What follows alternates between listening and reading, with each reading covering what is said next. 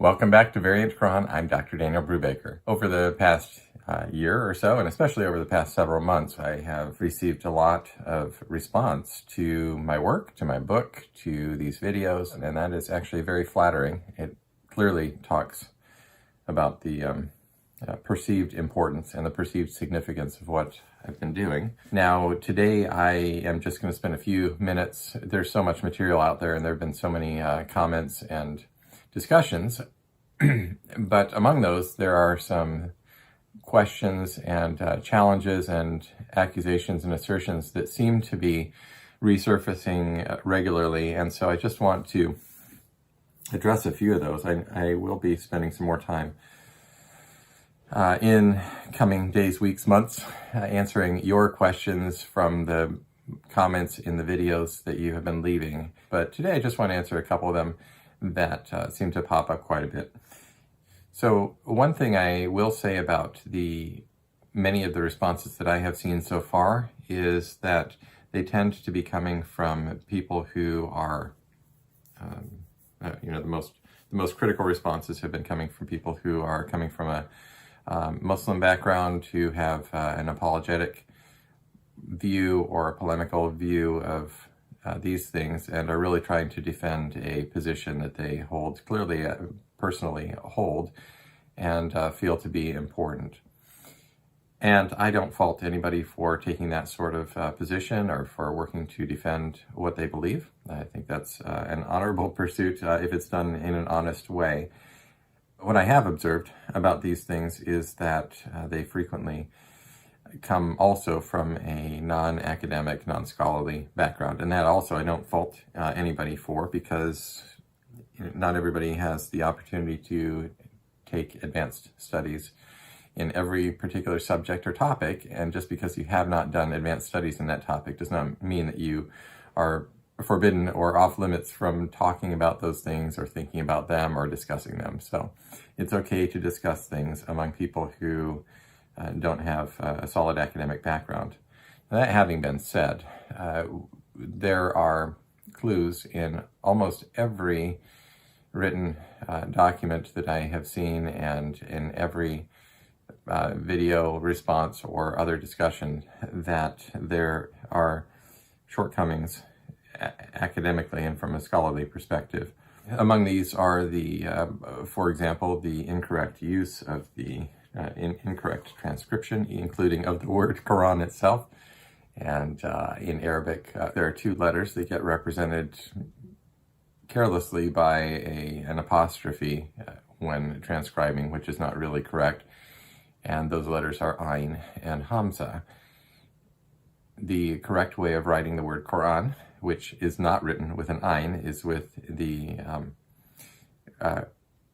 leftward facing half circle macron.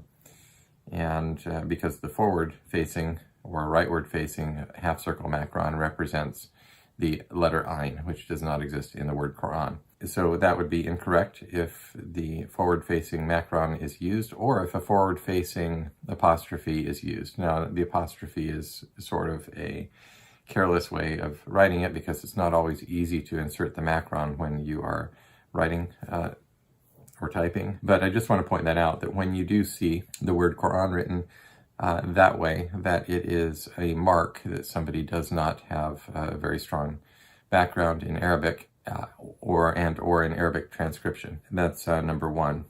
There are two generally correct accepted ways of writing Quran.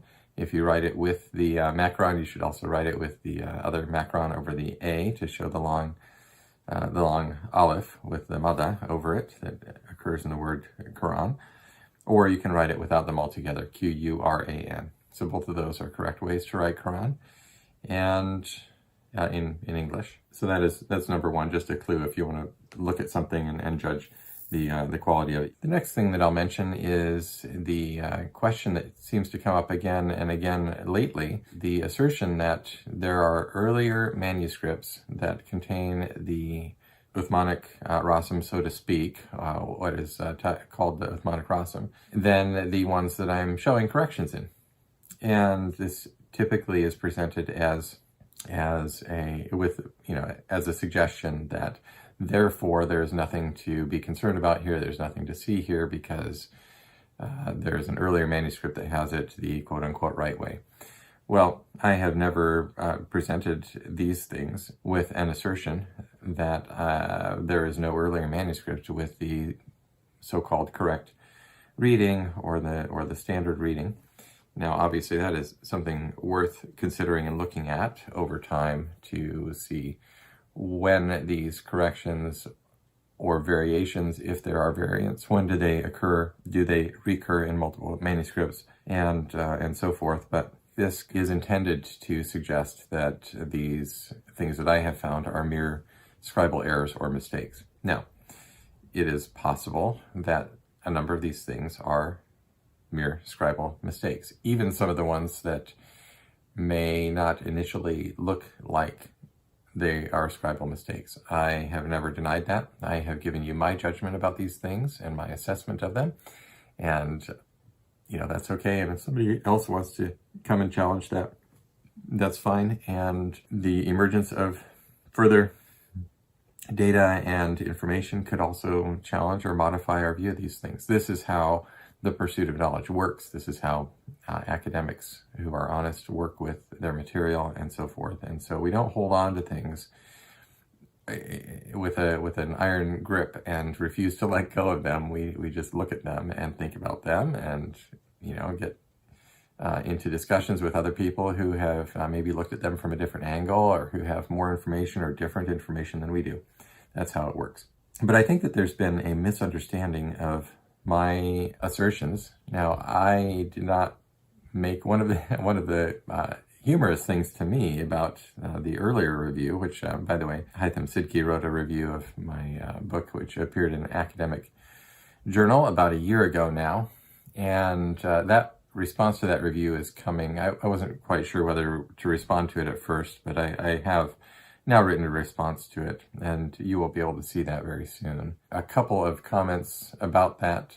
Obviously, there's a lot of detail in it that I will deal with, but first thing to observe about that is that Hytham Sidki does not even correctly quote the title of my book in the title of his review. It did appear in an academic journal. I don't know why nobody caught that, Hytham or the people who reviewed it, but these are, and that's the first of many mistakes and problems in that review, but I'll be talking about those more later.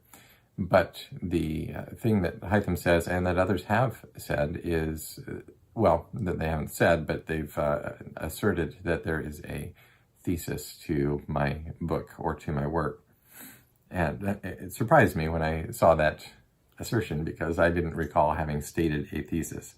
But Hytham and others have seemed to proceed on the assumption that I have said, which I have not, that there was a long period of standardization, that the Quran was not standardized early.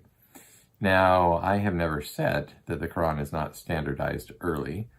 I have held that as an open question, and as an open question, I've allowed the possibility that it was standardized early.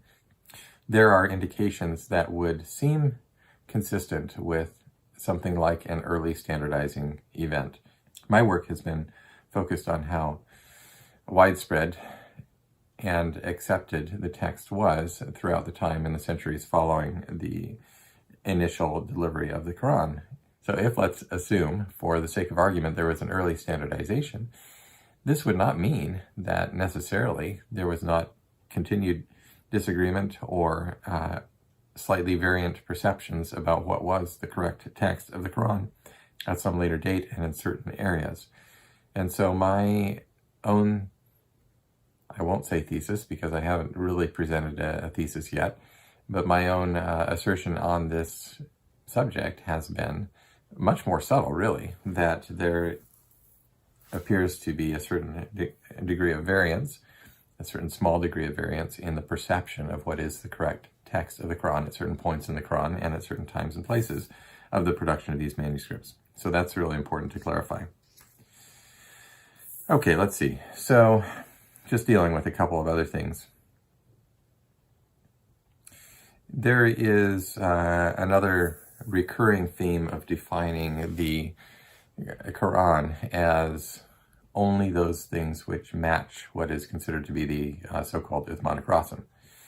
And so this is kind of a convenient trick, I would say. It's not, well, it's interesting because you can say, well, that manuscript fragment is not, you can't call it a Quran because it doesn't match the standard Quran. It's something different. It looks like Quran, it's Quranic, it's a similar type of Quranic type of material, but it's not really the Quran because it doesn't match the Uthmanic text type. And I get it, I understand the line of thinking, but it does not seem to be very academic or scholarly to me because it's just too easy. You can define you can define something by as aligning to a presumed standard that is related to you in the secondary literatures, but in order to do so, you've therefore assumed that those secondary literatures are correct in what they relate. And in this case, these secondary literatures were written 150 years or so at first after the events that they describe. So one of the questions about this work is whether those secondary literatures actually tell us the full and true story of what happened earlier. So to take them as the authority from the start, and the lens through which you view these early manuscripts is not a scholarly approach to the material. So you could say it's not the Quran as we have it today, but to say that it is not Quranic material if it does not match the documented things that we have about the text itself is really kind of disingenuous. It's a more of a rhetorical trick than a real scholarly approach to the material. Another question that has naturally arisen has been whether the scribe that I have maybe judged to be a different scribe was in fact a different scribe, or whether it was the original scribe. Obviously, this is an art, not a science, the interpretation of these manuscripts, and I have visited most of these manuscripts in person and have held them in my hands and looked at them. And so when I look at what the scribe has done and judge whether it's the original scribe or not, I'm not looking only at one of these factors. I'm looking at all these factors together. I may only cite one or two of the factors, nib width or angle of the text or color of ink or whatever, but there are actually other things. When you look at somebody's handwriting and compare it to another piece of handwriting, you can tell based upon a number of factors whether it is that person's handwriting. And you may cite a couple things about it, the loop of the that hangs down below the line is, really big or shaped a certain way or whatever, but there are other things about that. There are features of it that you just know. You can look at it and you're looking at a very complex analysis. Your brain is doing a complex analysis of what's on the page. And so when I look at script and make these judgments, I'm looking at the overall picture, and usually I think I'm correct or on the right track. So I don't think that's something that needs to be really necessarily argued about, but I'm not also defensive of somebody else stating another opinion about it. All right, so I think I'm going to leave it there today. This has been kind of maybe a little bit of a brainy video for all of you, so thank you for bearing in and for watching these things and caring about them. We will talk more in coming days. Until then, take care. We'll talk to you soon. Bye.